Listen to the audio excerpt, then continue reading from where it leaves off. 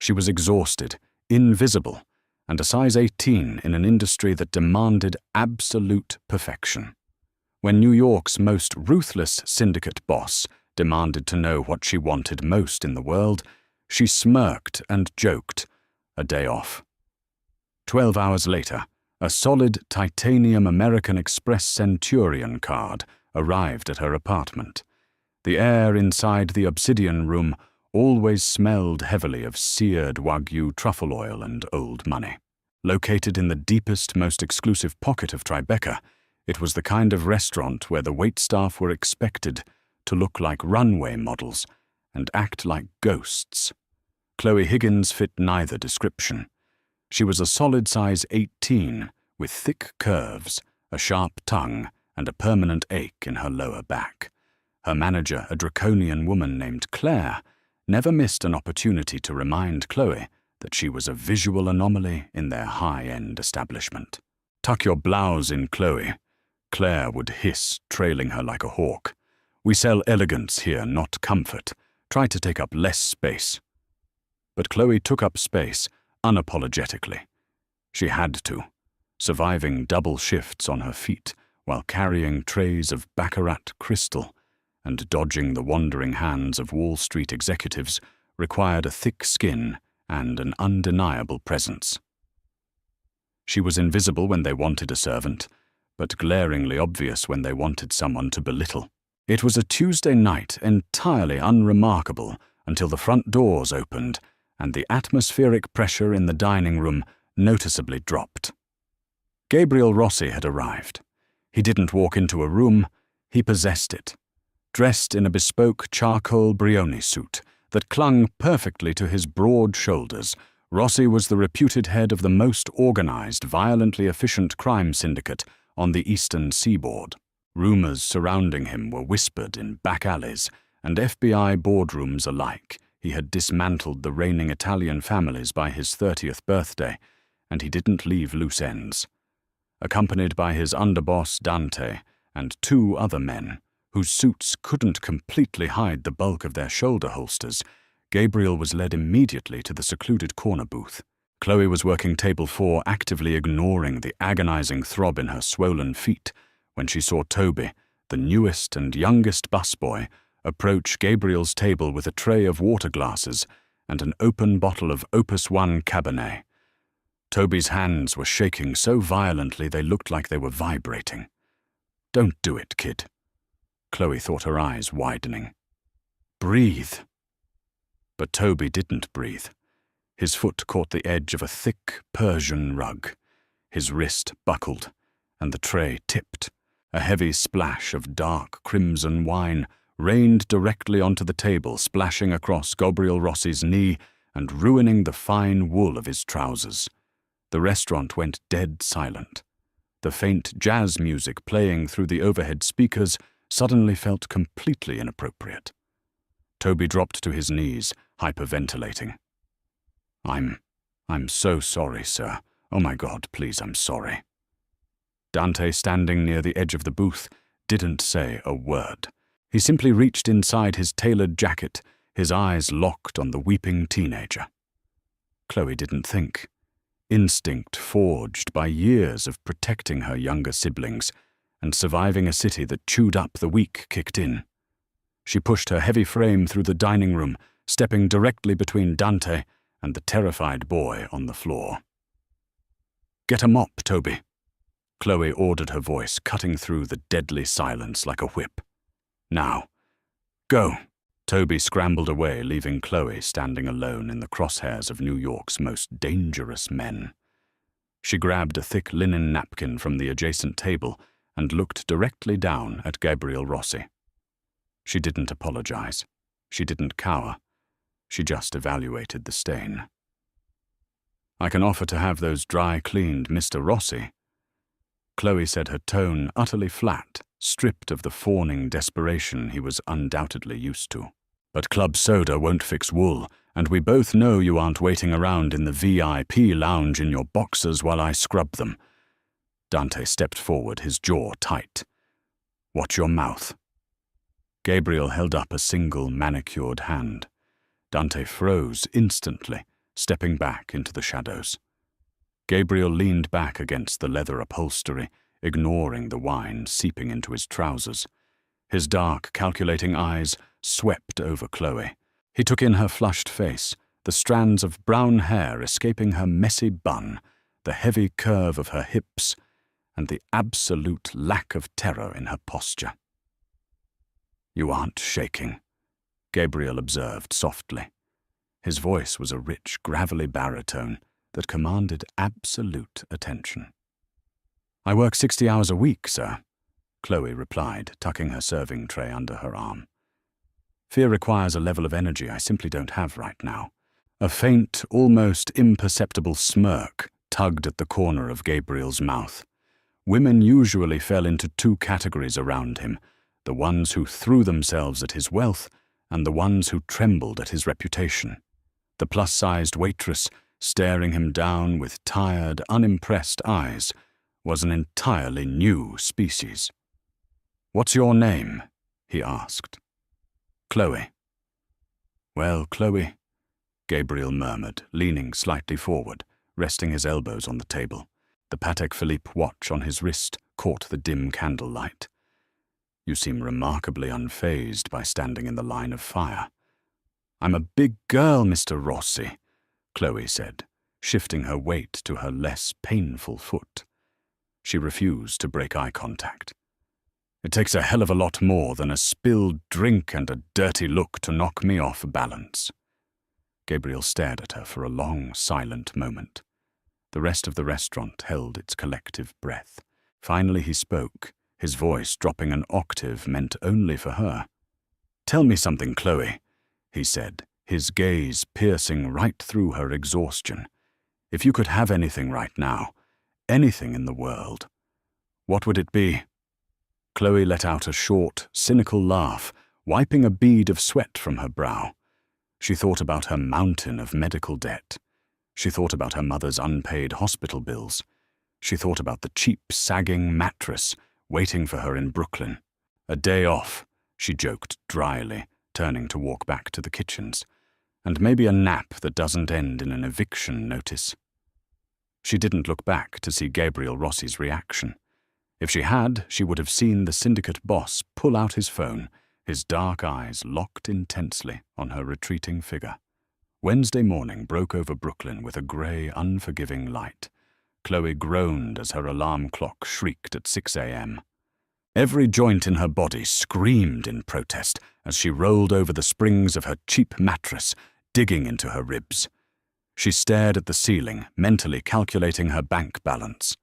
Rent was due in 3 days. Her mother's leftover debt from Mount Sinai Hospital was in collections. She needed to be on the subway in 40 minutes for the lunch shift, and the thought of squeezing her swollen feet back into her regulation black heels made her want to weep. A sharp, authoritative knock echoed through her tiny apartment. Chloe frowned. It wasn't the rhythmic banging of her landlord, Mr. Henderson. She pulled on a thick, oversized fleece robe, tied it tightly around her waist, and padded to the door. Looking through the peephole, she saw a man standing in the hallway. He wasn't a delivery driver. He was wearing a sharp, tailored black suit and an earpiece. She unlocked the deadbolt and cracked the door open. "Can I help you?" "Chloe Higgins?" the man asked. His voice was clipped professional. "Yes." The man handed her a sleek, heavy black box, slightly larger than a passport. "Sign here, please." Confused, Chloe scrawled her name on his digital tablet. The man nodded, once turned on his heel and walked down the crumbling hallway without another word. Chloe locked the door and carried the box to her cramped kitchen counter. The packaging was immaculate matte, black with no return address. She pried the lid off. Inside, resting on a bed of dark velvet, was an envelope, and beneath the envelope was a card. Chloe picked it up. It was heavy, cold, solid titanium. It was an American Express Centurion card, the legendary black card, and embossed across the bottom in silver lettering was her name, Chloe Higgins. Her breath hitched. She dropped it on the counter as if it had burned her, her hands shaking. She ripped open the heavy cardstock envelope. Inside was a handwritten note on impossibly thick stationery. "Take the day off. Eviction is no longer on the menu. Gr. No." Chloe whispered to the empty room. "No, no, no. This is a joke. This is an elaborate, cruel joke." But the weight of the titanium on her counter was undeniable. Gabriel Rossi, a man she had spoken to for exactly 3 minutes, had just handed her a blank check to the universe. There was no preset spending limit on a Centurion card. It was limitless. Panic and adrenaline warred in her chest. If she used it, she was tethering herself to a monster. She was accepting mafia money. But as she looked down at a final notice from a debt collector sitting next to her coffee maker, a reckless, desperate wave of exhaustion washed over her. Just to test it, she told herself. Just to see if it's real. She grabbed her laptop, her fingers trembling as she booted it up. She logged into her Mount Sinai patient portal. The screen flashed her mother's outstanding balance in bright, aggressive red numbers, $14,680. Chloe selected Pay in Full. She typed in the 16 digits from the heavy titanium card, the expiration date, and the security code. She squeezed her eyes shut and clicked Submit. She waited for the error message. She waited for the fraud alert. Instead, the screen refreshed. A green check mark appeared. Payment approved. Balance $0. Chloe let out a choked sob, falling back into her kitchen chair. $14,000. Gone. Evaporated in a single second. A manic kind of energy possessed her. For the first time in her life, she wasn't broke. She wasn't struggling. She threw off her robe, dragged herself into the shower, and put on her best wrap dress, a deep burgundy number that actually flattered her curves instead of hiding them. She walked out of her apartment building and didn't turn toward the subway. Instead, she hailed a yellow cab. "Fifth Avenue," she told the driver. Her first stop was a high-end orthopedics and luxury footwear boutique. She was done with cheap shoes that mangled her toes. When she walked into the polished, marble-floored store, the two thin, immaculately dressed saleswomen immediately gave her the look. It was a look Chloe knew well, the quick, dismissive, up-and-down assessment that determined she was too big, too poor, and too out of place to bother helping. "May I help you?" one of them asked, her tone dripping with polite condescension. "Our wide-fit selection is quite limited." Chloe didn't blush. She didn't shrink. Gabriel Rossi's voice echoed in her head. "You aren't shaking." "I want the custom leather loafers," Chloe said, pointing to a display case. "Measure me. I want them tailored to my exact arch, and I want 2 pairs. One in black, one in chestnut." The saleswoman offered a tight, patronizing smile. "Ma'am, those are $3,000 a pair, and custom fitting takes—" Chloe reached into her purse and slapped the heavy, solid titanium black card onto the glass display counter. The metal made a sharp, authoritative clack against the glass. Both saleswomen stared at the card. The condescension instantly vanished from their faces, replaced by a pale, wide-eyed shock. In the luxury world, the Centurion card was a god. "Right away, Ms. Higgins." The manager suddenly appeared, rushing out from the back room. "Champagne while you wait." An hour later, Chloe walked out onto the bustling sidewalk of Fifth Avenue, carrying 2 exquisite shopping bags, her feet wrapped in temporary, cloud-like, supportive walking shoes the store had practically begged her to take for free. She felt invincible. She felt seen. But as she stepped toward the curb to hail another cab, the illusion of safety violently shattered. A massive armored black Mercedes G-Wagon screeched to a halt directly in front of her, blocking the crosswalk. Before Chloe could react, the back doors flew open. 2 enormous men wearing cheap dark leather jackets stepped out. They didn't move like Gabriel's men. They were rougher, completely lacking the polished, tailored grace of the Italian syndicate. One of them reached out, grabbing Chloe roughly by her upper arm.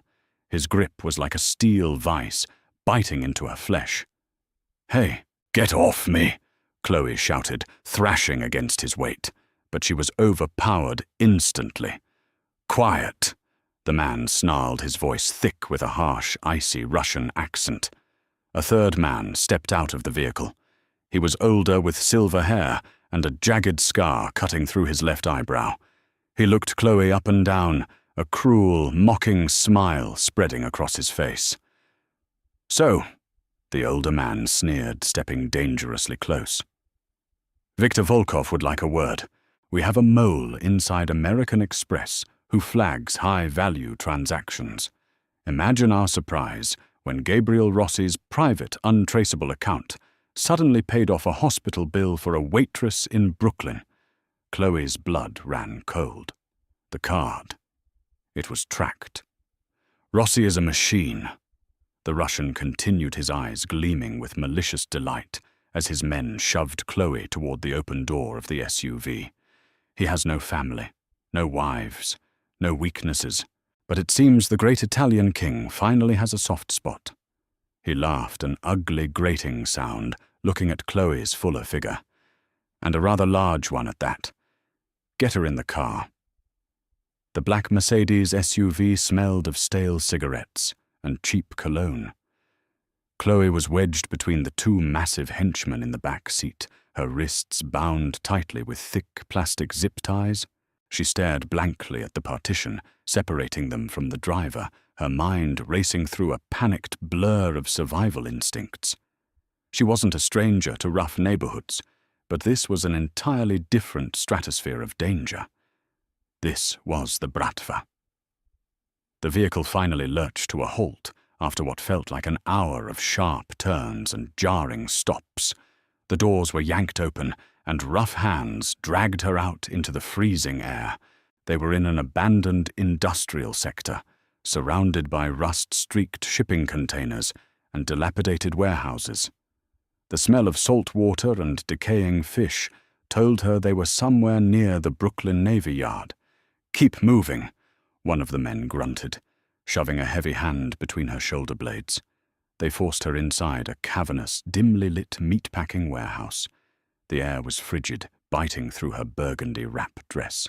Rows of empty meat hooks swayed gently from the ceiling, clinking together like macabre wind chimes. In the center of the vast concrete floor sat a single metal folding chair under a harsh halogen work light. Victor Volkov was waiting for her, leaning against a rusted steel table, peeling an apple with a wickedly sharp hunting knife. "Sit her down," Victor commanded. The men shoved Chloe into the chair, tying her ankles to the metal legs. She bit the inside of her cheek to keep from crying out as the hard plastic cut into her skin. She looked down at her brand-new $3,000 leather loafers, now scuffed with warehouse dirt. A hysterical, bubbling laugh threatened to escape her throat. "Of course. The universe finally throws me a bone, and it comes with a death sentence." "You find something funny, little bird?" Victor asked, taking a slow bite of the apple. He walked over the heavy thud of his boots, echoing in the empty space. "Gabriel Rossi is a ghost. He leaves no paper trails. He uses shell companies to buy his coffee. And yet this morning, a Centurion card, linked directly to his personal holding company, pays off a hospital bill." Victor stopped inches from her face, his pale blue eyes calculating. "So I ask myself, who is this woman? She is not a supermodel. She is not an assassin. She is a heavy-set waitress from Tribeca, which means she must be something entirely different.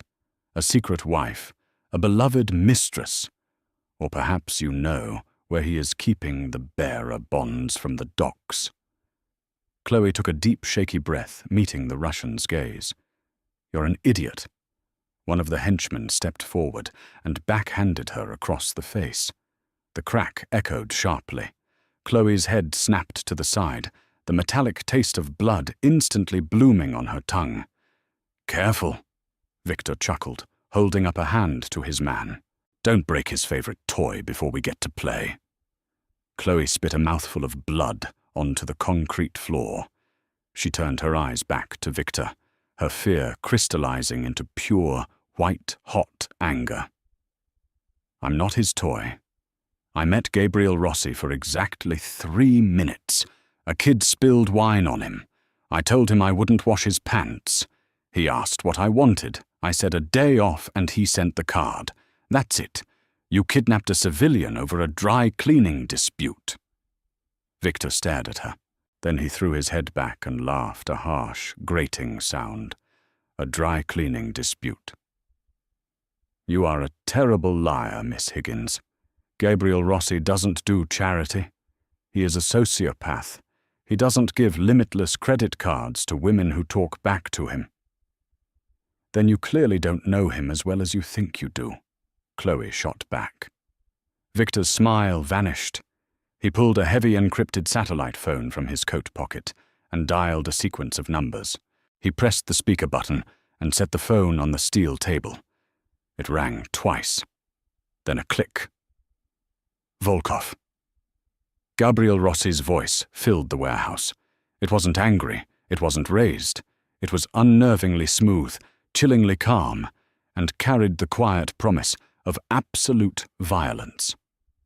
"You have exactly 10 seconds to explain why my tracking algorithm shows my property sitting in a decommissioned warehouse in the Navy Yard." Chloe's breath hitched at the sound of his voice. Victor grinned, leaning over the phone. "Your property, Gabriel.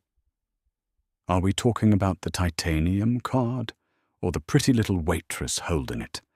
Because I have both." A heavy, suffocating silence stretched over the line. "I see," Gabriel finally murmured. "I want the shipping routes out of Newark." Victor demanded, his accent thickening with adrenaline. "I want the docks, Gabriel. All of them. Sign them over to the Volkov family, and perhaps I will let Miss Higgins go back to serving your pasta. If not, I will start mailing her back to you. I think I'll start with those lovely, soft curves." "Is she hurt?" Gabriel asked. The temperature in the warehouse seemed to drop another 10 degrees. Victor glanced at the bruise forming on Chloe's cheek. "Just a scratch, to show her we are serious." "Put her on," Gabriel ordered. Victor grabbed the phone and held it up to Chloe's face. "Speak." Chloe swallowed hard. "Mr. Rossi." "Chloe," Gabriel said, and for a fraction of a second, the lethal ice in his voice fractured, revealing something raw and intense beneath it. "Are you bleeding?" "Just my pride," Chloe rasped, forcing a bravado she didn't feel. "And my new shoes. Honestly, if you're going to give someone a limitless credit card, you should probably warn them it comes with Russian stalkers." A low, dark chuckle vibrated through the speaker. "You aren't shaking, are you, Chloe?" "Not yet," she whispered. "Good," Gabriel said. "Close your eyes." The call disconnected. Victor frowned, staring at the dead screen of the phone. "What does that mean?" "Hello, Rossi." Before Victor could dial back, the massive steel doors at the far end of the warehouse didn't just open, they violently exploded inward. The concussive shockwave knocked Victor off his feet. Dust and concrete shrapnel rained down from the ceiling as the heavy metal doors buckled under the force of military-grade breaching charges. Suddenly the warehouse plunged into absolute darkness. Someone had cut the main power line. Chloe squeezed her eyes shut, obeying Gabriel's last command, as all hell broke loose around her. The deafening roar of suppressed automatic weapons echoed off the concrete walls. There were shouts in Russian, followed by sickening thuds, and the sharp, bright flashes of muzzle fire cutting through the pitch-black air. It was chaotic, but it wasn't a battle. It was an execution. Gabriel's men moved with terrifying synchronized precision. Within 60 seconds the gunfire ceased, replaced only by the groans of dying men and the hollow dripping of melting ice. Emergency backup lights flickered on, casting the warehouse in a dim, blood-red glow. Chloe opened her eyes. The two massive henchmen who had brought her there were lying motionless on the floor. Viktor Volkov was pinned against a shipping container, his shoulder bleeding profusely, staring down the barrel of a customized Sig Sauer held by Dante. And walking slowly across the concrete, wearing a pristine black tactical vest over a tailored dress shirt, was Gabriel Rossi. He didn't look at Victor. He didn't look at the carnage. His dark, consuming gaze was locked entirely on Chloe. He dropped his weapon to his side and stepped into her personal space. Reaching into his pocket, he pulled out a folding knife and quickly sliced through the thick plastic ties, binding her wrists and ankles. As soon as her hands were free, the adrenaline that had been keeping Chloe upright violently crashed. Her shoulders slumped, and a violent tremor overtook her body. She pitched forward, expecting to hit the unforgiving concrete. She didn't. Gabriel caught her. His large, strong hands gripped her waist, pulling her flush against his chest. For a man who was synonymous with death, his touch was impossibly gentle. He shrugged off his heavy, cashmere-lined overcoat and wrapped it securely around her shoulders, completely engulfing her in his warmth and the scent of expensive sandalwood. "I've got you," Gabriel murmured, his lips brushing against her hair. "You're safe." Chloe buried her face in his chest, her hands fisting the fabric of his shirt. They wanted Newark." "They aren't getting Newark," Gabriel said softly. He slowly turned his head to look at Victor, who was watching the scene with wide, terrified eyes. "They aren't getting anything ever again." Gabriel nodded once to Dante. Dante pulled the trigger. Chloe flinched at the noise, but Gabriel held her tighter, shielding her face from the violence. "Come on," he said effortlessly, lifting her off the ground into his arms as if her weight meant absolutely nothing to him. "We're leaving." "I can walk," Chloe protested weakly, her cheeks burning. "I'm too heavy." "Chloe." Gabriel interrupted his voice, a low, commanding rumble that sent a shiver down her spine. "I can lift a 200-pound man by his throat. You weigh nothing to me. Let me carry you." She stopped fighting. For the first time in her life, she let someone else carry the weight. Gabriel set her down gently on a massive, curved velvet sofa. He disappeared into a wet bar and returned a moment later with a glass of amber liquid, pressing it into her trembling hands. "Drink," he ordered softly. "It will help with the shock." Chloe took a sip. It was the smoothest, most expensive bourbon she had ever tasted. It burned a warm path down her throat, settling her nerves. She looked around the cavernous, immaculate penthouse and then up at the billionaire Mafia Boss standing over her. "Why did you do it?" Chloe asked, her voice finally steady. She pulled his oversized coat tighter around her. "The card, the rescue. Victor was right. You don't do charity." Gabriel pulled up a leather armchair and sat directly across from her, leaning his elbows on his knees. The harsh lighting of the penthouse highlighted the sharp, aristocratic lines of his jaw and the intense, obsessive darkness in his eyes.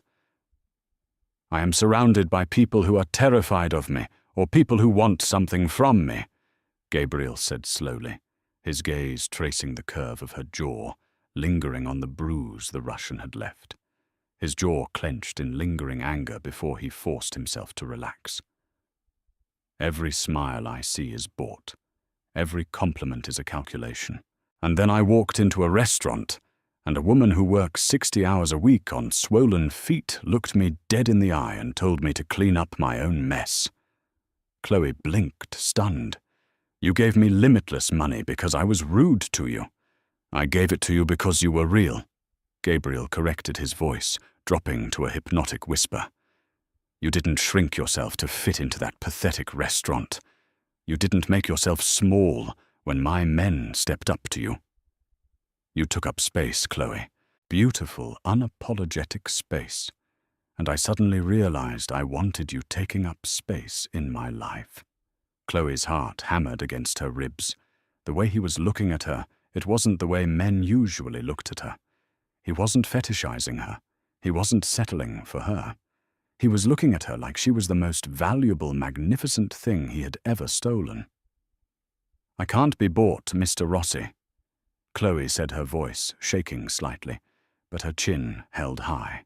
"Not with titanium cards and not with bourbon." A slow, devastating smile spread across Gabriel's face. He reached out his knuckles, gently grazing her unbruised cheek.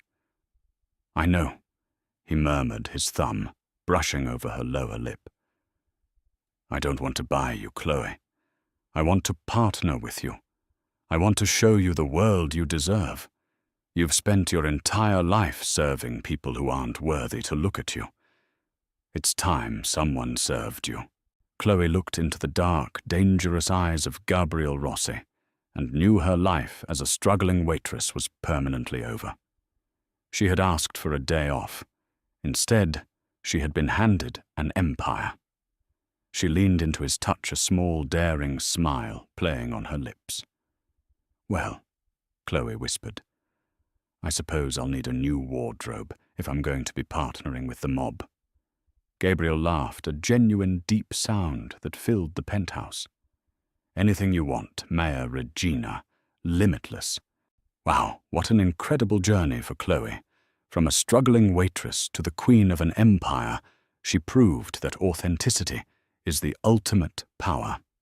If you loved this intense mafia romance and want more thrilling stories of unexpected love and danger, hit that like button right now. Don't forget to subscribe to our channel and turn on notifications so you never miss an upload.